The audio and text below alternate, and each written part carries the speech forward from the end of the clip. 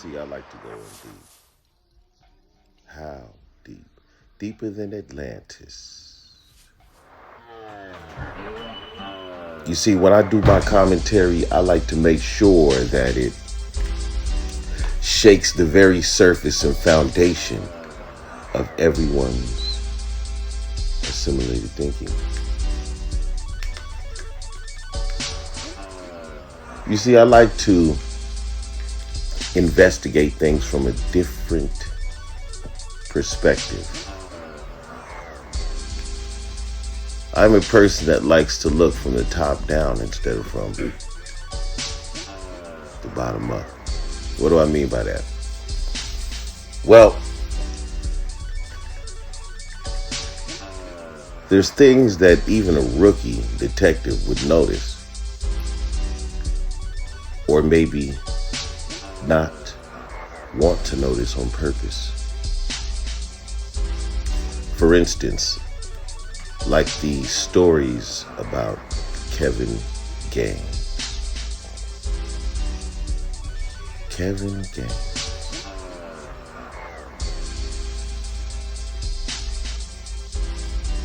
You always notice when it's a money play. A name like Gaines would come into play.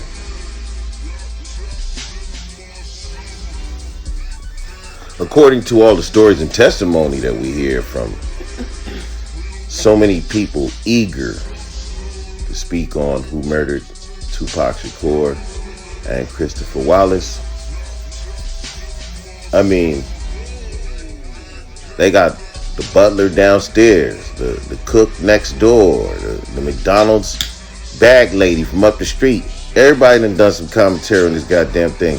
And you know what's so funny? They ask the same questions over and over again, just excited that they got one of these individuals on their platform. Fortunately, for Suge Knight, there's a little something interesting I have for you. As you can see, this the shit right here that nobody wants to talk about. I done heard motherfuckers say everything else but this. Look, no altering. All I did was take a picture of Kevin Gaines, put it in PixArt, and enlarging it.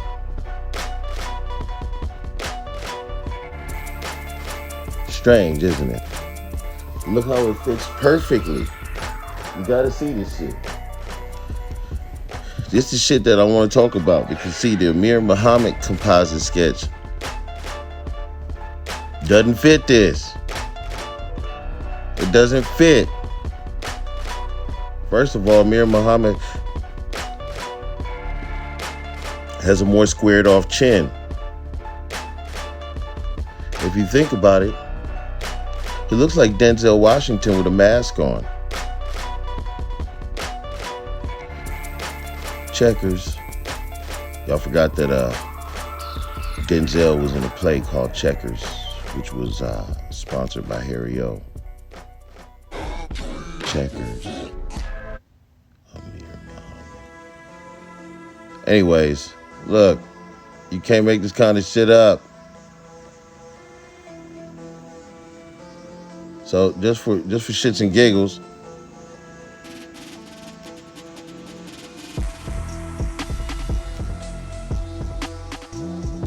here we go.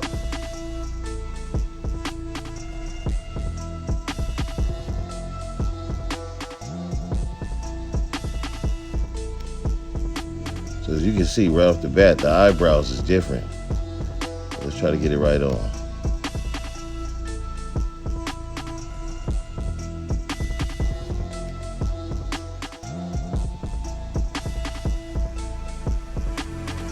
So as you can see, the eyebrows don't match up at all. Okay? The nose, maybe a little. Maybe Amir Muhammad shaved off his mustache so he wouldn't have that appearance. But if you can see to the right side, you can see the face and the cheek sticking out. Whereas when you put that composite sketch of Kevin Gaines over it, it fits perfectly. So see right here to the right, you can see where the head is still extendo. Look, right there, right? Don't go back. You see that? The face is too big on the side, but then too skinny in the jawline.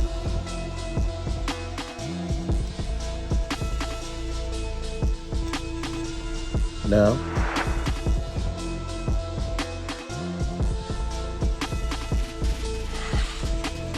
last thing I'm going to say is Carl Douglas hit me up. He goes, did you intend to shoot him? I said, I hit him, didn't I? He goes, well, it wasn't an accident. No, it wasn't an accident. He goes, do you have any regrets? I said, yeah. And he leans forward again. He goes, you regret shooting him? I said, no, I regret that he's alone in the truck at the time. Figure that one out. You didn't hear that? Alone in the truck at the time. I could have killed a whole truckload of them. I would have been happily killing them. Comment on it before I have all the facts is wrong. A new audio recording is raising questions about what the LAPD knew and when. It reportedly features this man, Detective Frank Liga, disparaging fellow officers and public figures at a training session.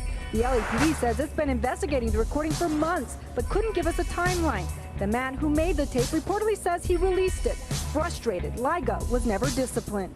His teaching position has been taken away from him, and the removal from the field, I think, is recent. Do you regret shooting him? I says, no, I regret that he's alone in the truck at the time. I could have killed a whole truckload of them. And would have been happily doing it. He goes, did you intend to shoot him? I said, I hit him, didn't I? He goes, well, it wasn't an accident. No, it wasn't an accident. He goes, do you have any regrets? I says, yeah. And he leans forward again. He goes, you regret shooting him? I says, no, I regret that he's alone in the truck at the time. Figure that one out. You know, they didn't hear that? Alone in the truck at the time. I could have killed a whole truckload of them. And would have been happily doing it. The LAPD says it's been investigating the recording for months, but couldn't give us a timeline. The man who made the tape reportedly says he released it. Frustrated, Liga was never disciplined.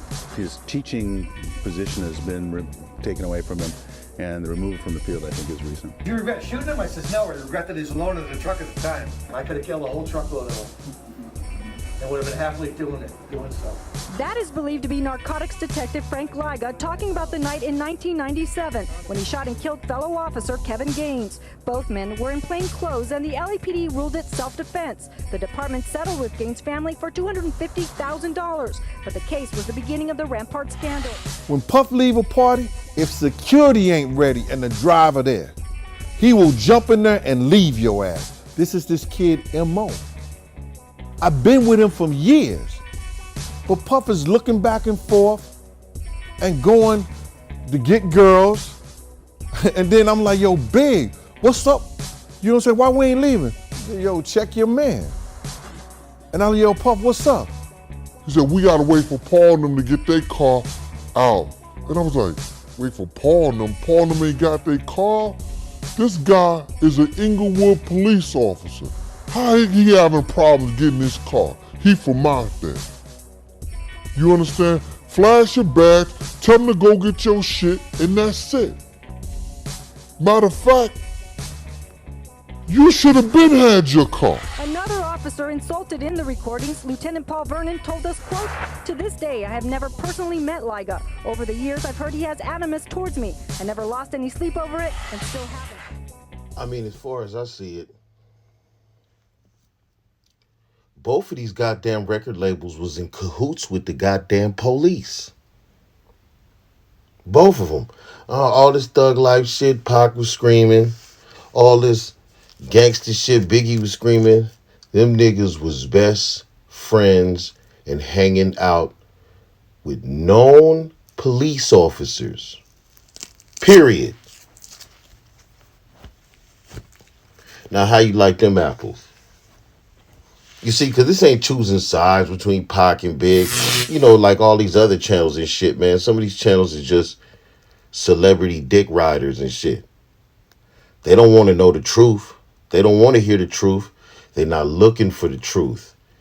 They think that they little baby interrogation was more than what the FBI, CIA, LAPD, CPD, LVPD, NYPD done asked these niggas already. At this point, if anybody was complicit in these niggas' murders, everybody has basically given their version of the story in order to enlighten themselves. Not really to talk about the death of these two men, which I believe, like Suge said, if niggas done ratted and said they was the ones who killed Pac, why ain't them niggas under arraignment? And then Gene Deal, he's such a goddamn liar, he can't even keep his story straight. I see so many people commenting on YouTube talking about, man, Gene Deal always keep his story consistent. No, the fuck he doesn't. Gene Deal is a goddamn liar. But I'm going to prove it to you. You see, 'cause I'm not one of them people that like to talk. I like to be silent, actually, and let a motherfucker talk himself into a goddamn lying-ass circle. Gene Deal, you's a goddamn liar. Period. We would rather hear the lie than we would the truth. Right. You understand? Yeah. And that's what this country and everything is built on. Yeah. It's built on a lie. So he got us on the phone. I told Reggie how I felt about him from Jump Street.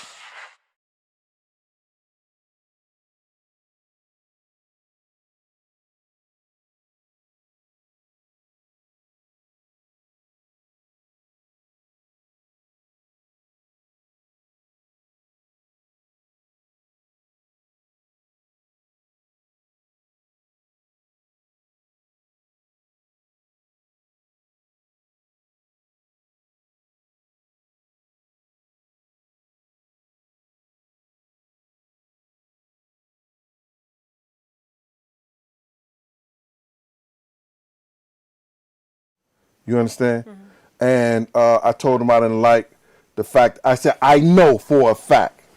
Mm-hmm. You understand?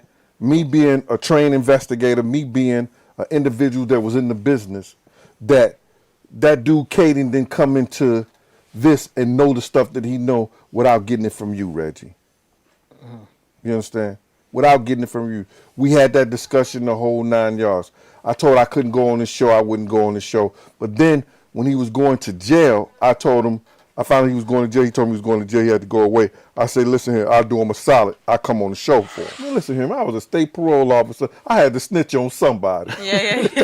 I had to write a report on some. Everybody wasn't good, man. Yeah. You know what I'm saying? I couldn't save everybody, Yeah. so I had to write a report on everybody. So if that's what he want to call that, man, listen, let him go with it.